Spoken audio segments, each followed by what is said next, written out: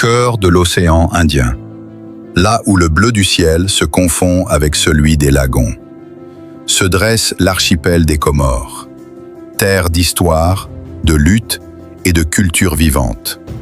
De ces îles est née une génération de bâtisseurs. Parmi eux, un nom résonne avec force et respect, Mikidash Abdourahim. De 1937 à 2018, sa vie fut un voyage, au service de la nation. Entre diplomatie, gouvernance, entrepreneuriat et culture.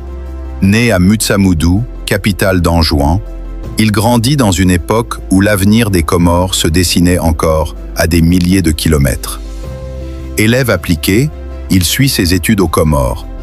Puis en 1956, il rejoint l'école normale de Tuléar pour devenir instituteur. Mramani, Missiri. Ses premières classes sont celles de la jeunesse comorienne, qu'il rêve déjà de préparer au monde. En 1960, un tournant. Il réussit le concours d'entrée à l'Institut de hautes études d'outre-mer, l'équivalent de l'ENA pour les territoires français. Diplômé en 1962, il revient aux Comores, administrateur civil de classe exceptionnelle. En 1967, il accompagne le président Saïd Mohamed Cheikh à Paris, face au général de Gaulle, pour réclamer plus d'autonomie. L'année suivante, il devient secrétaire d'État à l'économie et aux finances. À seulement 31 ans, il est le plus jeune ministre des Finances de l'histoire comorienne. Sous le prince Saïd Ibrahim, il occupe également le poste de ministre de l'Enseignement. C'est sous son impulsion qu'est prise une mesure majeure, l'instauration de bourses nationales, financées par une taxe sur les hydrocarbures, afin de permettre aux jeunes Comoriens de poursuivre leurs études. Visionnaire. En 1970, il signe avec Valéry Giscard d'Estaing la convention fiscale franco-comorienne.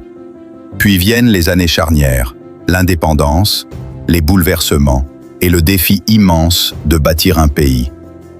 Sous le régime d'Ali Solihi, il conçoit le Pulaya Mandeleyo, un plan quinquennal de développement qui restera une référence. De 1984 à 1986, il est gouverneur de la Banque mondiale, tout en étant commissaire au plan. Polyglotte, maîtrisant plusieurs langues, il prononce même un discours à l'Assemblée générale des Nations unies. De 1962 à 1996, il préside l'Alliance franco-comorienne, devenue l'Alliance française. Il prend officiellement sa retraite de haut fonctionnaire en 1992, mais ne s'éloigne jamais des affaires publiques. Conseiller de plusieurs présidents et de l'ancien Premier ministre Ibrahim Halidi, il continue d'apporter son expérience au pays. Avant 1984, il occupe déjà des postes de haut niveau, et en 1986, il redevient ministre du Plan, de l'Équipement, de l'Urbanisme et de l'Habitat.